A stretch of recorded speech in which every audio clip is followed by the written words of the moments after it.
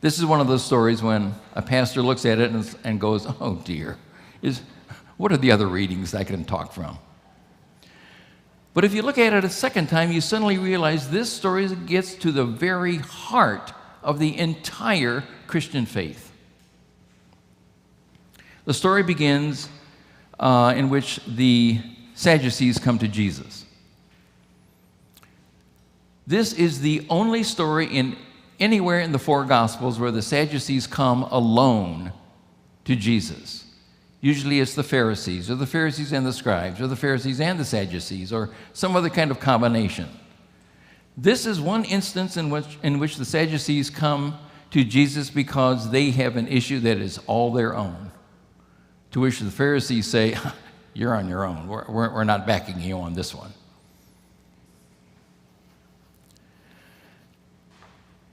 So we need to take a look and understand a little background information, and that is, who are the Pharisees and who are the Sadducees? They are both groups within Judaism, and they have a very different viewpoint on the law of Moses. The Sadducees are the wealthy, elite, powerful.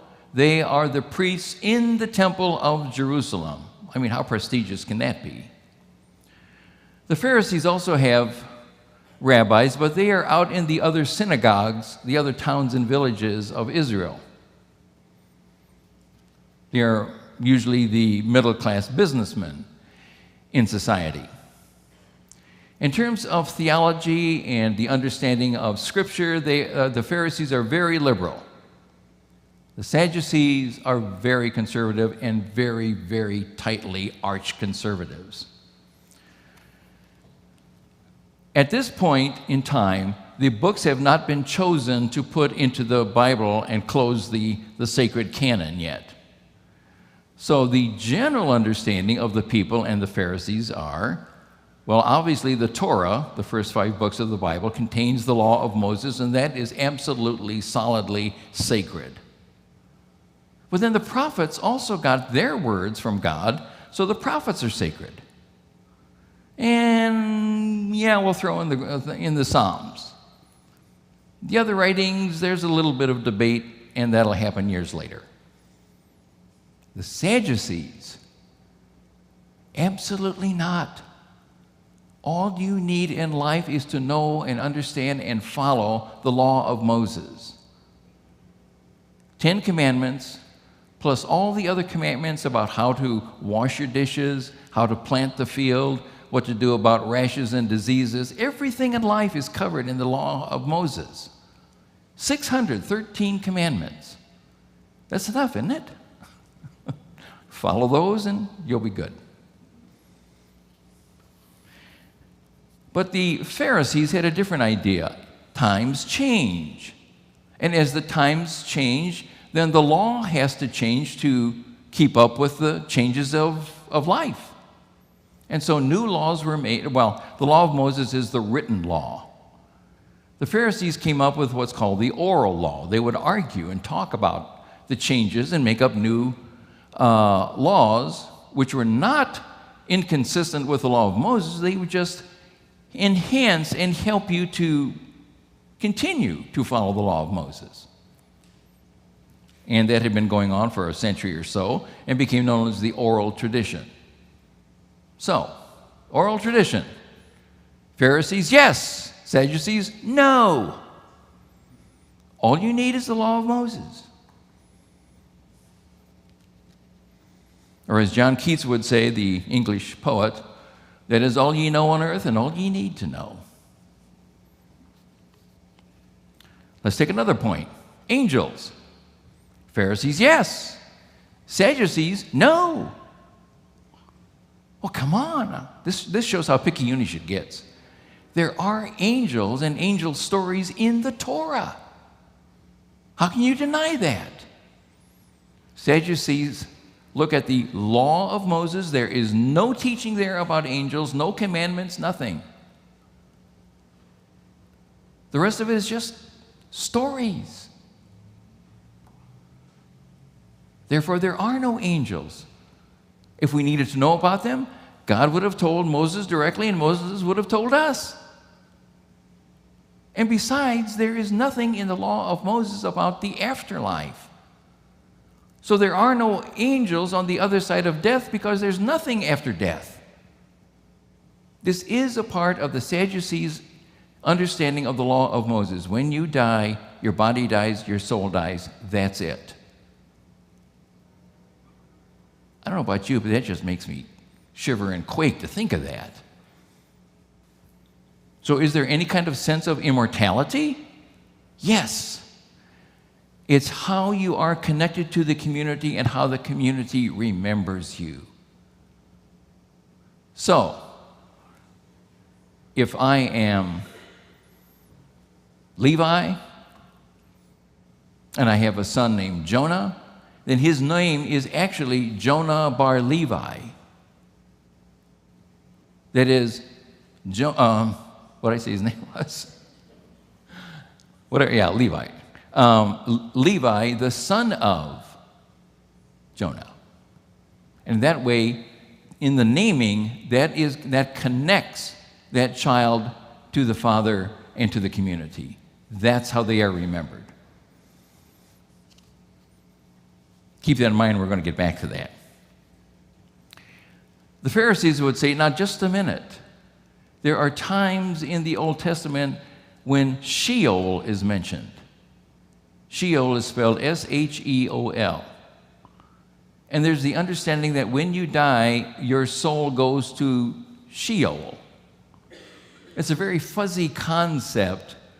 It's the place of the dead. That's it.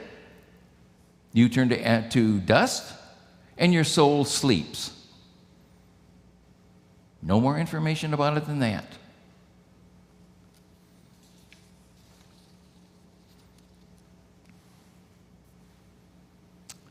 But you see, that's what you find mentioned once in a while in the Psalms and maybe the prophets, but not Moses.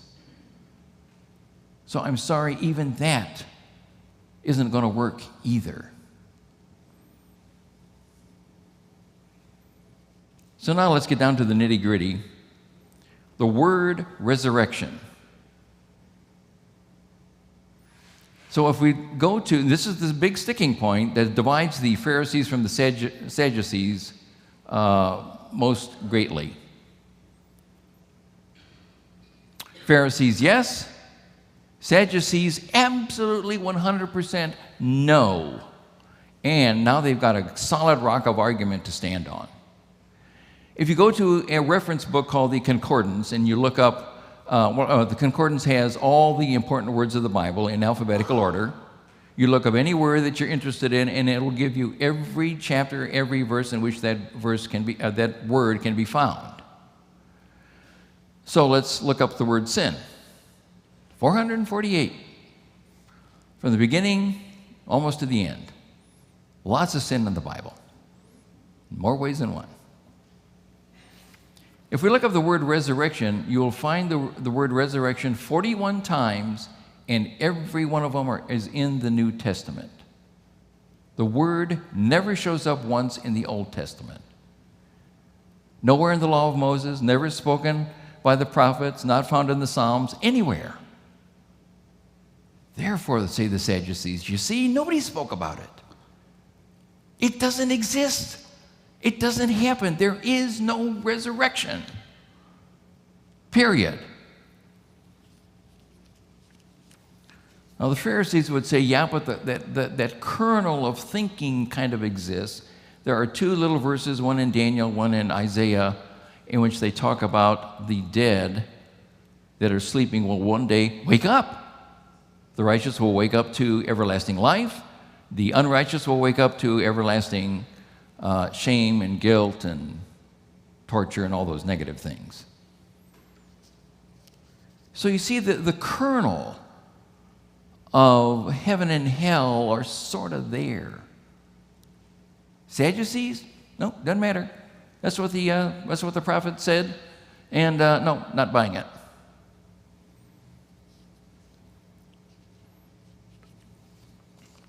And so now today's story is an ultimate showdown. We're in the temple of Jerusalem.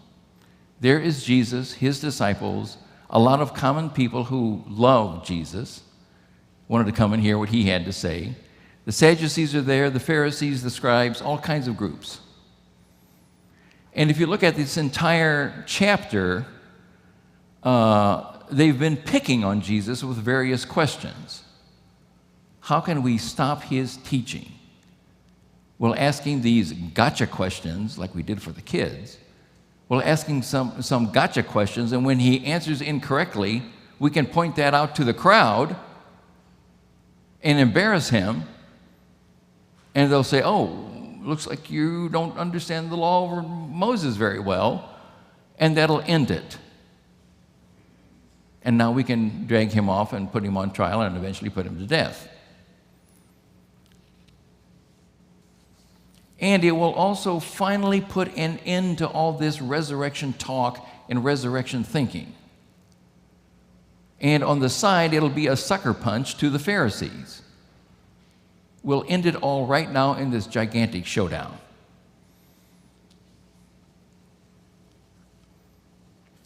So the Sadducees come up with a scenario. They've been really thinking hard about this as to how they could trap him. So they go to Deuteronomy 24, and in Deuteronomy chapter 24 is a little paragraph about the levirate marriage. Levirate marriage. And what that is a man marries a woman, is alive for maybe a year or so, and then the husband dies. The wife is left childless. What do you think the first concern is? The first concern that we would have is comforting the widow. This is back then. Everything is male chauvinistic. So the first concern is, how will the husband be remembered? He doesn't have a child to carry on his name and to connect him to the community. So we'll take the widow and marry her off to the deceased husband's brother.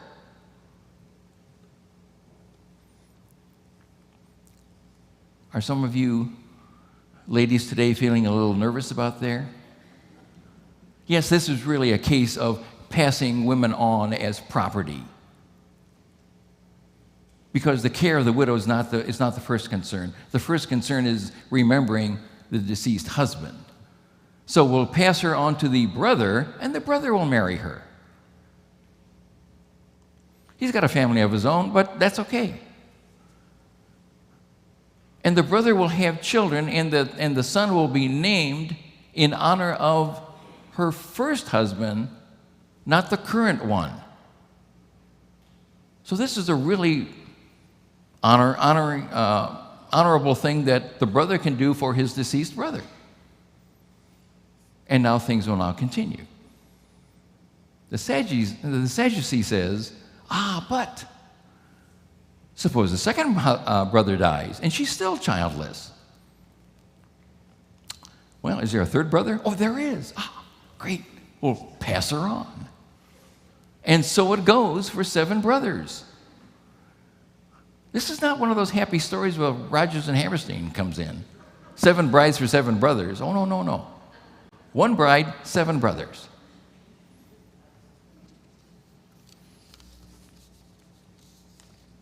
The 7th brother dies. And then the childless woman also dies. So on the other side of the veil, where the Sadducees are not willing to go and acknowledge its existence, but let's just suppose that there's something on the other side of death. She goes there, and now she's had 1 husband at a time. Now she's got 7. Who's going to claim her? Can you hear the snarkiness and the smugness in this scenario put out there by the Sadducees? So, Mr. Itinerant teacher from the podunk town of Nazareth, what are you going to do about that scenario? Huh? Gotcha! Now, you and I would look at that and say, okay, knock it off. That's one of those silly gotcha childhood questions and games, and I'm not playing your game. If you want to really talk seriously about this, then let's sit down and talk seriously about that. No. Jesus sees this as a real possibility even with 2 or 3 brothers, let alone 7. So let's enter into this, and Jesus enters into it not to win an argument, but to use this as a great opportunity for a teaching lesson. And Jesus says, I'm sorry, but your whole scenario is built on one premise, and that premise is absolutely false. And because it's false, your whole story falls to pieces.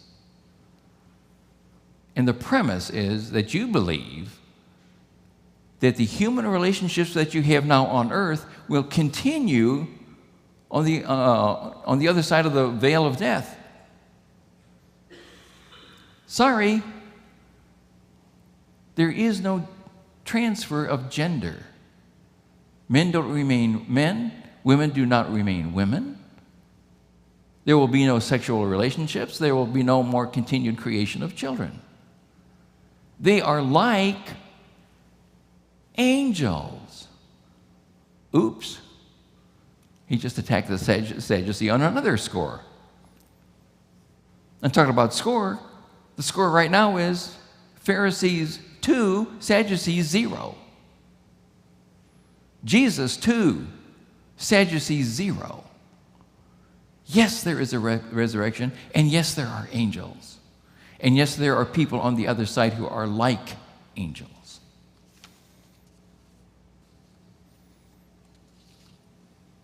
And now the clincher, Jesus closes off the argument by bringing up their great hero Moses and says, do you remember the story of several centuries ago when Moses was confronted by God at the burning bush? And God revealed God's identity to Moses by saying, as opposed to all the other gods in the nearby cultures and countries, I am the God of Abraham, the God of Isaac, and the God of Jacob.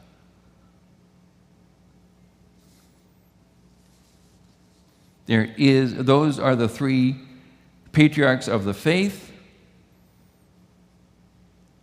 And even you understand and believe that they are alive with God.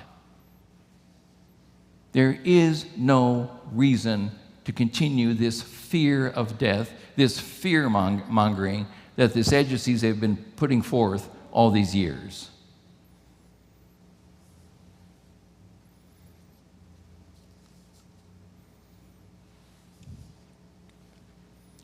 Resurrection is real, and God is not only with us here with us, God is also on the other side awaiting us, because God is the God of the living, not the dead.